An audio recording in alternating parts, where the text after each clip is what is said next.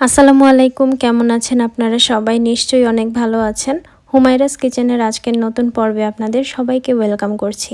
আজকে আমি আপনাদের সাথে ভীষণ মজার একটা পাস্তা সালাদের রেসিপি শেয়ার করব। চিকেন পাস্তা সালাদ খুব সহজে আপনারা এটা ঝটপট বাসায় বানিয়ে ফেলতে পারেন। বাসার সবাই ইনশাল্লাহ অনেক পছন্দ করবে।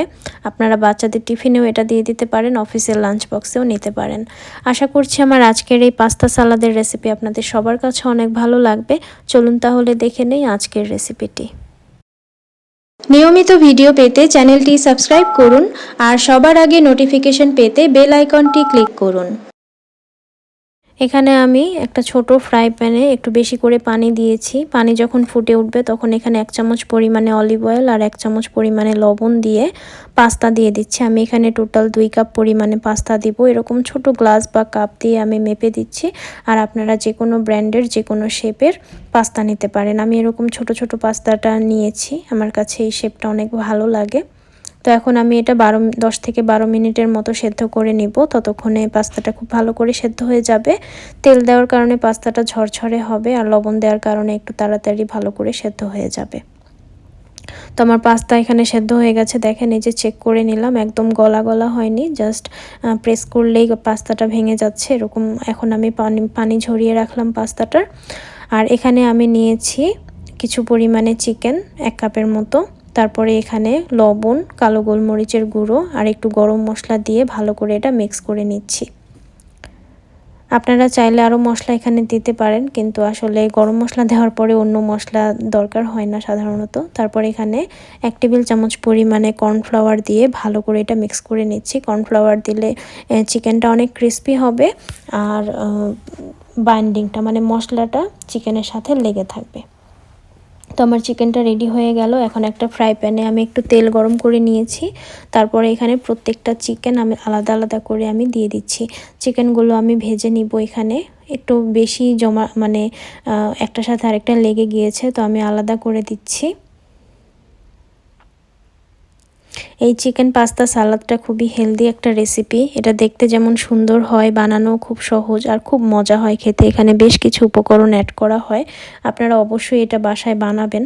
তো দেখেন চিকেনের কালারটা চেঞ্জ হয়ে গেছে, খুব সুন্দর একটা লালচে লালচে কালার এসেছে। আমি এখন তুলে নিলাম, কিছুক্ষণ ভেজেছি আর কি।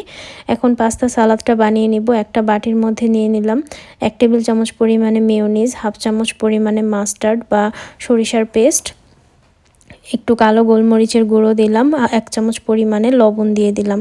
তারপরে এখানে একটু সয়া সস দিলাম আর লেবুর রস দিলাম 1 চামচ পরিমাণে। সয়া সস আমি 1/2 চামচেরও কম দিয়েছি। এখন এই উপকরণগুলো আমি ভালো করে মিক্স করে নিব। আপনাদের কাছে যদি মাস্টার্ড পেস্ট বা সরিষা পেস্ট না থাকে তাহলে দিবেন না, কোনো সমস্যা নেই। তো ভালো করে দেখেন হ্যান্ড হুইস্ক দিয়ে আমি মিক্স করে নিলাম। মিক্স করা হয়ে গেছে। এখন এখানে আমি 1/2 কাপ পরিমাণে শসা কুচি দিয়ে দিলাম। শসাগুলো আমি স্কোয়ার শেপে কেটেছি। তারপর এখানে অল্প একটু পরিমাণে গাজর দিয়ে দিলাম আর এখানে অর্ধেকটা পরিমাণে অ্যাভোকাডো দিলাম, অর্ধেকটা পরিমাণে পেঁয়াজ কুচি দিয়ে দিলাম, একটু কাঁচামরিচ কুচি দিলাম। অ্যাভোকাডো যদি না থাকে আপনারা না দিবেন, কোনো সমস্যা নেই। একটু টমেটো কেচাপ দিলাম। তারপরে সেদ্ধ করে রাখা পাস্তার থেকে 1 কাপ পরিমাণে পাস্তা মেপে দিলাম। আর চিকেনটা আমি মাঝখান থেকে একটু কেটে ছোট ছোট পিস করে নিয়েছি, যেহেতু পাস্তাটাও এখানে ছোট, চিকেনটাও ছোট করে দিলে খেতে বেশি ভালো হবে। এখন সমস্ত উপকরণ আমি ভালো করে মিক্স করে নিচ্ছি। আপনারা এখানে আপনাদের পছন্দ মতো সবজি অ্যাড করতে পারেন, যেগুলো কাঁচাই খাওয়া যায়, যেমন ক্যাপসিকাম অ্যাড করতে পারেন। এখানে অ্যাভোকাডো যে দিতেই হবে এমন কোনো কথা না, না দিলেও কোনো সমস্যা নেই। তো আমার পাস্তা সালাদ একদম রেডি হয়ে গেছে। আমি এখন এটা পরিবেশন করব। তৈরি হয়ে গেল ভীষণ মজার এই চিকেন পাস্তা সালাদের রেসিপিটি। অবশ্যই আপনারা এভাবে বাসায় বানাবেন আর খেয়ে কেমন লাগলো তা আমাকে কমেন্ট করে জানাতে কিন্তু একদম ভুলবেন না। আমার আজকের রেসিপি ভালো লাগলে অবশ্যই একটা লাইক দেবেন, কমেন্ট করবেন, শেয়ার করবেন আপনার প্রিয়জনদের সাথে। এমন আরও মজার মজার রেসিপি পেতে প্লিজ আমার ইউটিউব চ্যানেলটি সাবস্ক্রাইব করে রাখুন। Thank you so much for watching. আল্লাহ হাফেজ।